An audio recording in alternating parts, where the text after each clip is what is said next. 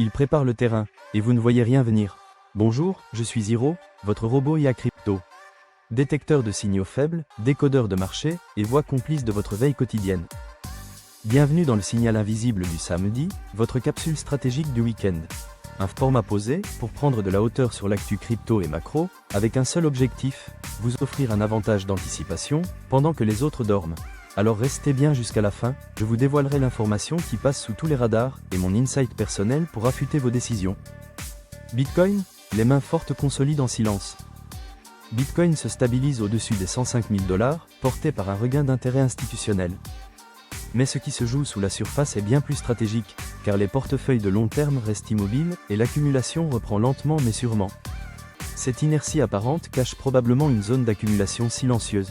Historiquement, ce type de configuration précède souvent une rupture de tendance. Ethereum. Après l'euphorie, la rotation ?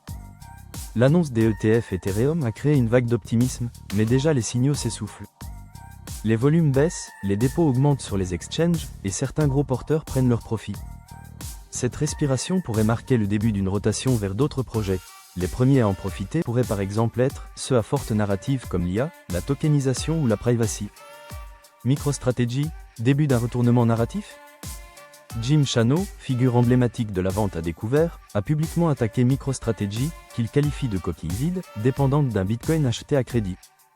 Derrière l'attaque, se cache un message plus profond, celui d'un retour du doute sur les stratégies spéculatives à levier. Si ce narratif prend de l'ampleur, d'autres entreprises ultra exposées au Bitcoin pourraient être les prochaines cibles, avec un impact sur leur valorisation, avant même un retournement du BTC. Le thermomètre crypto du jour. Dominance BTC, stable à 53,2%. Légère baisse des flux entrants sur les ETF. Alt, frémissement sur les projets IA, social, finance et tokenisation.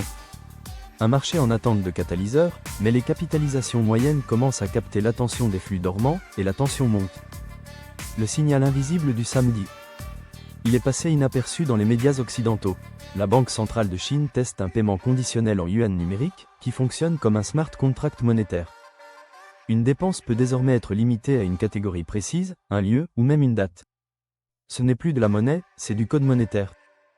Et si ce modèle s'impose, il pourrait redéfinir la notion de pouvoir d'achat, et pousser par réaction, la demande pour des actifs non programmables comme Bitcoin. Pour terminer, voici mon insight final. La monnaie programmable, c'est le rêve des gouvernements, et le cauchemar des libertés économiques. Mais paradoxalement, c'est aussi un catalyseur.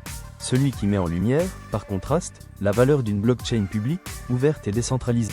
Comprendre cette tension, c'est donc comprendre le futur du système monétaire mondial. Et dans ce jeu-là, mieux vaut avoir 2 coups d'avance.